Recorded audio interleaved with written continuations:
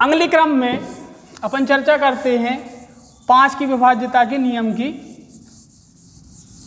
तो 5 की विभाज्यता के नियम को अपन देखें कि 5 की विभाज्यता के नियम के लिए अपन किन सावधानियों का प्रयोग करें, किन सावधानियों को ध्यान रखें। तो 5 के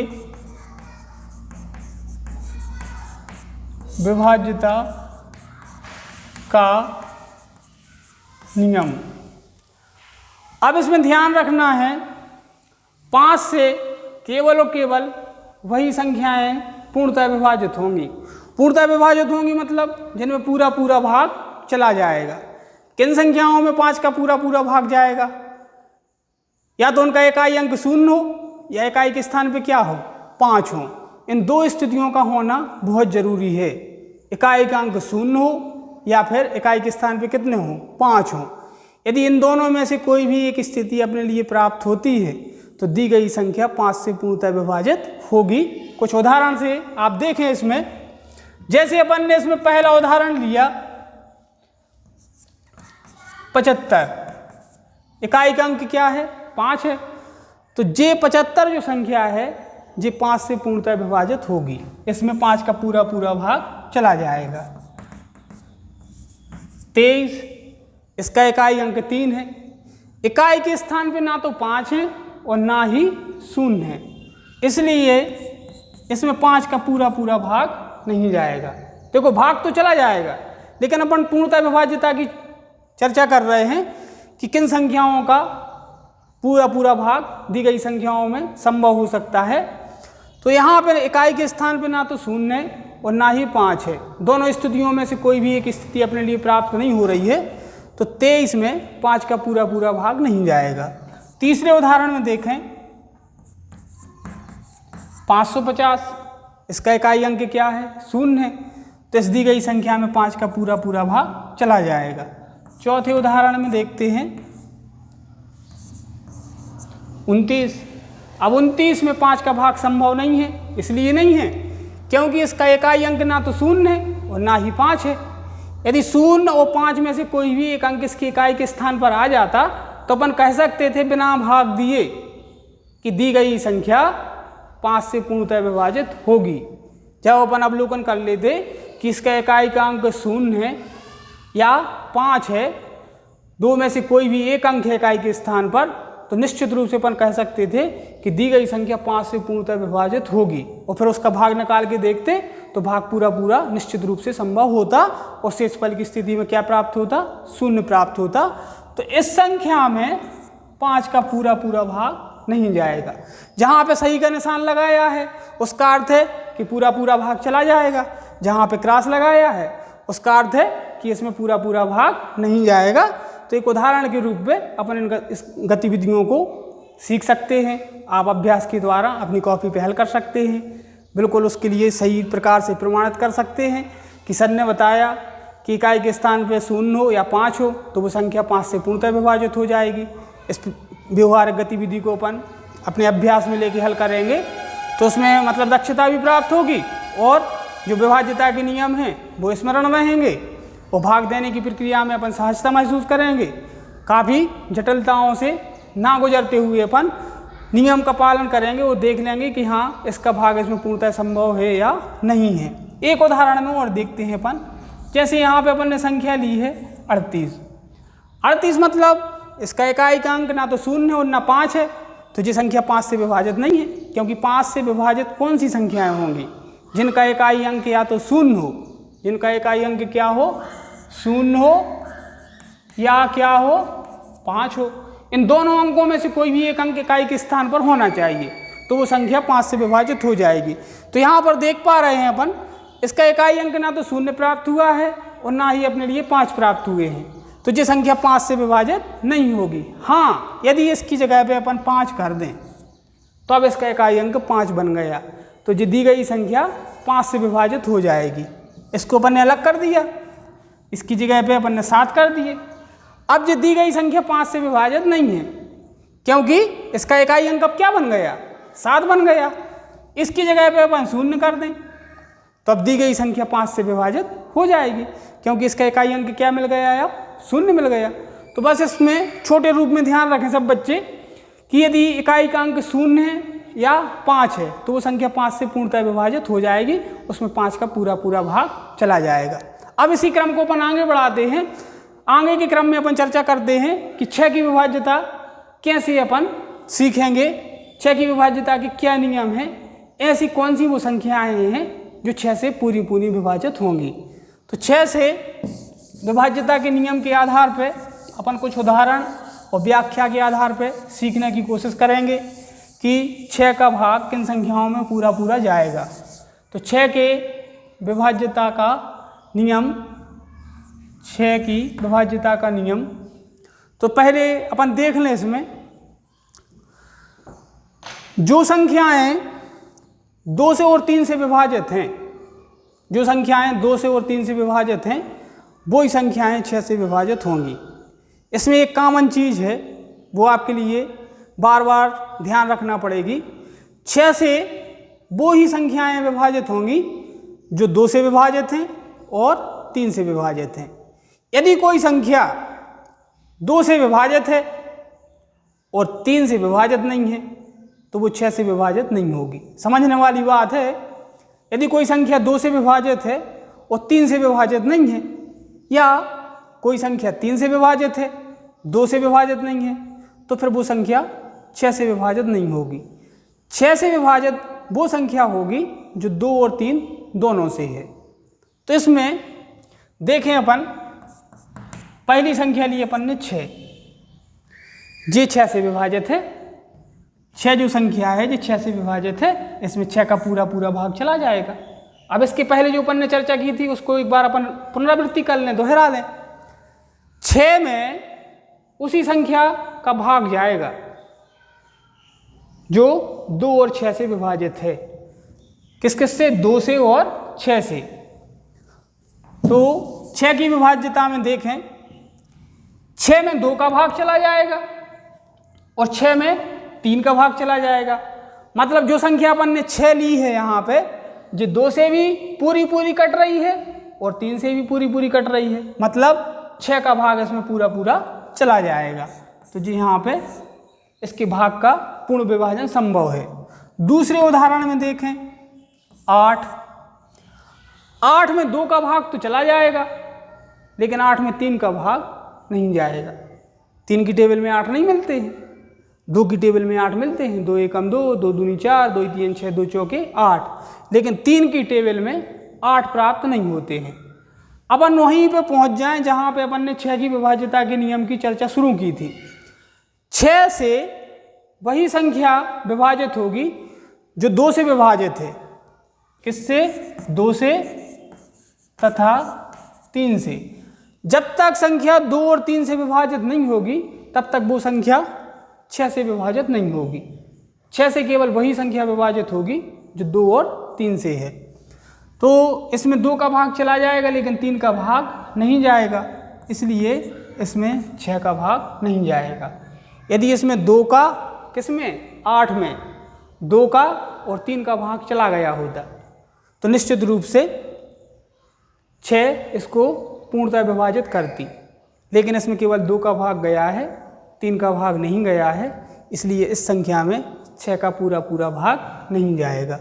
तीसरे उदाहरण में देखें, बहुत एकाग्रता की आवश्यकता है, ध्यान से इसको समझने की कोशिश करें। जैसे अपन ने यहाँ पे एक संख्या ली 12, अब 12 में 2 का भाग जाएगा, 2 छंग 12, 12 में 3 का भाग जाएगा, 3 चौके 12, इसलिए इसमें 6 का भाग चला जाएगा।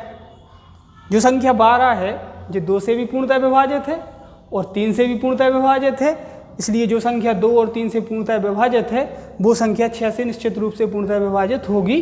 जो 6 की विभाज्यता के नियम का मूल आधार है, इसको अपने लिए ध्यान रखना है। अगले उदाहरण में अपन देखें, एक संख्या ली अपन ने कितनी? 15।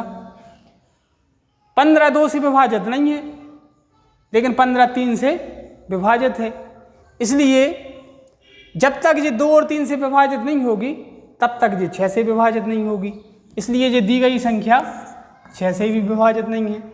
अगली संख्या लें 5वीं, यहाँ पे अपन ने ली 18। 18 में 2 का भाग संभव है, 2 इनाम 18, 18 में 3 का भाग संभव है, 3 छंग 18, इसलिए 18 जो संख्या है वो 2 से और 3 से पूर्णतः विभाजित है, इसलिए ये संख्या 6 से भी पूर्णतः विभाजित होगी।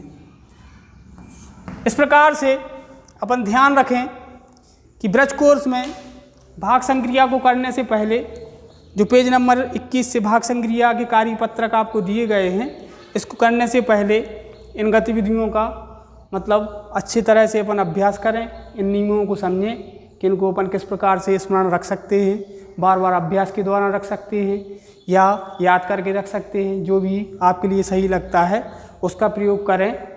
कम से कम विभाज्यता के नियम का सही ज्ञान अपने लिए होना चाहिए। इसी क्रम में अपन 7 की विभाज्यता का नियम देखते हैं।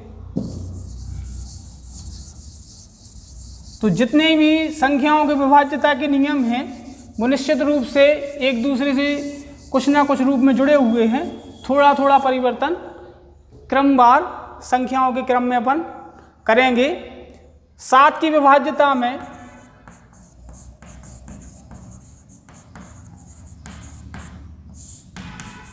चर्चा शुरू करने से पहले देख लें, यहाँ पे अपन ने 7 की विभाज्यता के नियम की व्याख्या की है कि वे ऐसी सभी संख्याएं 7 से कब पूर्णतः विभाजित होंगी। यदि किसी संख्या की पुनरावृत्ति कम से कम 6 बार हो, एक ही संख्या की पुनरावृत्ति कितनी बार हो, 6 बार हो। जैसे जी 1 है तो जी एक संख्या है, एक अंक की संख्या है, तो इस संख्या की पुनरावृत्ति कितनी बार होनी चाहिए, कम से कम 6 बार होनी चाहिए। तब अपन पूर्ण विश्वास के साथ कह सकते हैं कि दी गई संख्या 7 से विभाजित है। 6 बार मतलब 1 बार, 2 बार, 3 बार, 4 बार, 5 बार, 6 बार, मतलब एक की पुनरावृत्ति कितनी बार हुई है, 6 बार हुई है। इसलिए इस संख्या को अपन क्या नाम देंगे, 1,11,111। संख्या की गणना यहाँ से करेंगे अपन इकाई, दहाई, सैकड़ा, हजार, 10,000 और लाख। केवल अपन बात किस पे कर रहे हैं, 7 की विभाज्यता पर। तो 7 की विभाज्यता के नियम में अपन ध्यान रखें, यदि किसी संख्या की पुनरावृत्ति कम से कम 6 बार हो तो निश्चित रूप से वह संख्या 7 से विभाजित होगी। ऐसा जरूरी नहीं है कि प्रत्येक संख्या की पुनरावृत्ति 6 बार होनी चाहिए, और बहुत सारी संख्याएं हैं जिनकी पुनरावृत्ति 6 बार ना भी हो तो वो संख्या 7 से विभाजित हो जाएगी।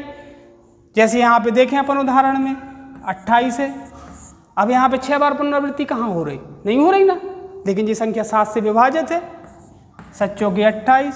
दूसरे क्रम में देखें 63 संख्या ली, इसमें एक ही अंक की पुनरावृत्ति 6 बार नहीं हो रही, एक अंक 6 बार नहीं आ रहा, लेकिन ये संख्या किससे विभाजित है, 7 से विभाजित है। तो यहाँ पर 7 नाम 63। लेकिन विभाज्यता के नियम पर यदि अपन चर्चा करें तो अपन स्पष्ट रूप से कह सकते हैं ऐसी वो सभी संख्याएँ जिनकी पुनरावृत्ति कितनी बार हुई हो, 6 बार हुई हो, वो संख्याएँ निश्चित रूप से किससे विभाजित होंगी, 7 से विभाजित होंगी। जरूरी नहीं है कि प्रत्येक 2 अंकों की संख्या या 3 अंकों की संख्या या 4 अंकों की संख्या 7 से विभाजित हो, लेकिन ऐसी वह संख्या जरूर 7 से विभाजित होगी जिसमें एक ही अंक की पुनरावृत्ति कितनी बार प्राप्त हो, 6 बार। मतलब यहाँ पे एक ही अंक की पुनरावृत्ति अपन ने 6 बार प्रदर्शित की, फिर उसके बाद संख्या क्या प्राप्त की, 1,11,111। तो यहाँ पे अपन चैलेंज के साथ, विश्वास के साथ कह सकते हैं कि 1,11,111 7 से पूरी विभाजित है। इस संख्या के लिए आप चैलेंज के साथ नहीं कह सकते। ये संख्या विभाजित हो सकती है, लेकिन पहले से आप परिभाषित नहीं कर सकते। ये संख्या 7 से विभाजित होगी, इसका अवलोकन आप तभी कर सकते हैं जब विभाजन की प्रक्रिया को आप पूर्ण कर लेंगे। लेकिन इस संख्या को देखते हुए आप तत्काल कह सकते हैं कि दी गई संख्या 7 से विभाजित है। इसके लिए पहले विभाजन की प्रक्रिया पूर्ण करना जरूरी नहीं है, क्योंकि इसमें विशेष रूप से नियम दर्शाया गया है। यदि एक ही अंक की पुनरावृत्ति 6 बार होती है तो वो संख्या 7 से निश्चित रूप से पूर्णतः विभाजित होगी। 7 की विभाज्यता में यदि कहीं पे आपको कोई कमी दिखती है, कोई मतलब ऐसा कठिन जो आयाम अपन ने यहाँ पे स्थापित किया है, कोई कठिन गतिविधि आपके लिए लगती है, तो आप ग्रुप में ज़रूर हमसे शेयर करें। उसके लिए अपन विस्तार से समझने की कोशिश करेंगे। कुछ समय के लिए इस पर थोड़ी सी चर्चा और कर लें। एक ही अंक की पुनरावृत्ति यदि 6 बार है तो वो संख्या निश्चित रूप से 7 से विभाजित होगी। इसका अपन अभ्यास करके देख लें कि 1,11,111 क्या 7 से विभाजित है। तो यहाँ पर इसमें भाग की प्रक्रिया अपन करके देखते हैं। तो 7 का भाग गया, 7 एकम 7, 11 में से 7 घटा दिए, कितने बचे? 4। घटा संक्रिया में अपन ने संख्याओं को घटाना सीखा है, उसी घटाने के क्रम का प्रयोग अपने लिए यहाँ पे करना है। अब 11 में से 7 घटा दिए 4, यहाँ पे प्राप्त होने वाली संख्या इससे भाजक से छोटी है, इसलिए अंगली क्रम में अपन संख्या इसके नीचे लिख लेंगे। अब अंगली क्रम में यहाँ से आने वाली संख्या क्या हो जाएगी? 1। तो यहाँ पे नई संख्या क्या बन गई? 41। अब 7 का भाग 41 में देंगे तो 7 एकम 7, 7 दूनी 14, 7 तिया 21, 7 चौके 28, 7 पन्ना 35 और 7 छंग 42। यदि 6 बार देते हैं तो निश्चित रूप से 42 आएंगे। 42 संख्या 41 से बड़ी है, इसलिए अपन 7 का भाग 6 बार ना दे के 7 का भाग कितनी बार देंगे? 5 बार। 7 पन्ना 35, 41 में से 35 को अपन घटा देंगे तो यहाँ पर क्या प्राप्त हो जाएगा? 6। मतलब 1 को 11 माने, 11 में से 5 गए, कितने बचे? 6। और यहाँ पे 3 में से 3 गए, कुछ नहीं। यहाँ पे 1 हासिल ली थी तो यहाँ से 1 हासिल कम कर देंगे तो 4 की जगह पे क्या बन जाएगा? 3। अब अगले क्रम में कौन सी संख्या लेंगे? फिर से 1 ले लेंगे।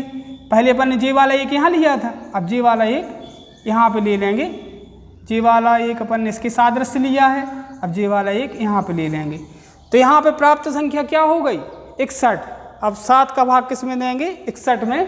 तो 7 एकम 7, 7 दूनी 14, 7 तिया 21, 7 चौके 28, 7 पन्ना 35, 7 छंग 42, 7 सतई 49 और 7 8 56। यदि 9 बार देंगे तो 7 नाम 63 हो जाएंगे, जो इससे संख्या बड़ी है।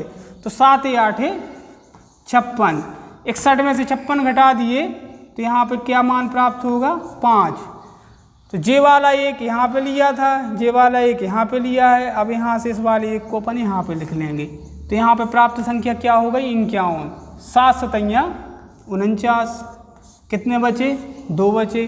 अब ये जो 1 बचा हुआ है जे इसके साथ में लिख लिया तो 7 तिया 21, 21 में से 21 घटा दिए, क्या बचा? कुछ नहीं। तो इस उदाहरण के आधार पर अपन ने देखा यदि एक ही अंक की पुनरावृत्ति 6 बार है तो वो संख्या निश्चित रूप से 7 से विभाजित होगी। तो इस प्रकार से आप अभ्यास के रूप में बहुत सारी संख्याएं ले सकते हैं, जैसे 2 2 2 2 2 2, मतलब 2 कितनी बार लिए? 6 बार लिए अपन ने। 2,22,222 निश्चित रूप से ये संख्या 7 से विभाजित होगी। दूसरे क्रम में 9 9 9 9 9 9 9 को भी कितनी बार लिया अपन ने? 6 बार लिया। एक ही अंक की पुनरावृत्ति कितनी बार है? 6 बार है। तो निश्चित रूप से इसमें 7 का पूरा भाग चला जाएगा। एक उदाहरण में और अपन देखते हैं, 12 12 12 12 12 12 12 कितनी बार हो गए? 1 2 3 4 5 6 बार हो गए 12। इस संख्या को अपन परिभाषित तो नहीं करेंगे, जैसे इकाई, दहाई, सैकड़ा, हजार, 10,000, लाख, 10 लाख, करोड़, 10 करोड़, अरब, खरब, 10 खरब, मतलब बिलियन तक जाएगी ये संख्या। तो ये आपके मतलब अभ्यास के लिए नहीं है, केवल इस संभावना से जुड़ी हुई एक हम आपको परिकल्पना से परिचित करा रहे हैं कि ये जो 12 है, ये 12 निश्चित रूप से कितनी बार है? 6 बार है। तो निश्चित रूप से जो भी संख्या गणना पे प्राप्त होगी अपने लिए, और यदि इसमें भी अपन 7 का भाग देते हैं तो निश्चित रूप से ये संख्या भी 7 से पूरी विभाजित हो जाएगी। मतलब किसी भी संख्या की पुनरावृत्ति कितनी बार हो? 6 बार हो। अब चाहे वो संख्या 1 अंक की हो, 2 अंकों की हो या 3 अंकों की हो, लेकिन एक संख्या की पुनरावृत्ति कम से कम कितनी बार हो? 6 बार हो। तो अपन पूर्ण विश्वास के साथ कह सकते हैं कि वो संख्या 7 से पूरी विभाजित है। इसके पहले भी हमने आपको बताया था कि जरूरी नहीं है कि एक ही संख्या की पुनरावृत्ति 6 बार होना जरूरी है तभी वो 7 से विभाजित होगी, ऐसा बिल्कुल भी नहीं है। लेकिन जिस संख्या में एक ही अंक की पुनरावृत्ति 6 बार है उसको अपन चैलेंज के साथ कह सकते हैं कि जी किससे विभाजित है? 7 से विभाजित है। 2 अंकों की संख्या, 3 अंकों की संख्या भी 7 से विभाजित हो सकती है, लेकिन वहाँ पे अपन पूर्ण विश्वास के साथ नहीं कह सकते। वहाँ पे अपने लिए भाग की प्रक्रिया से गुजरना पड़ेगा। शेषफल की स्थिति में जब शून्य प्राप्त होगा तब अपन कह सकते हैं कि दी गई संख्या 7 से विभाजित है। लेकिन इस प्रकार की स्थिति में अपन बिना अवलोकन किए स्पष्ट रूप से कह सकते हैं कि यहाँ पे 2,22,222 7 से पूर्णतः विभाजित है। तो 1 से लेकर 7 तक की विभाज्यता पे अपन ने चर्चा की है। इसके आगे 4-5 नियम विभाज्यता के और भी हैं, उसको अपन अगले अंक में सीखने की कोशिश करेंगे। इस गतिविधि को आप अपने अभ्यास के रूप में घर पर देखें। कहीं पे कोई असुविधा यदि आपको मिलती है तो आप ग्रुप पे जरूर उसको शेयर करें, साझा करें हमारे साथ। हम आपकी समस्या को हल करने की पूर्ण कोशिश करेंगे। ठीक है।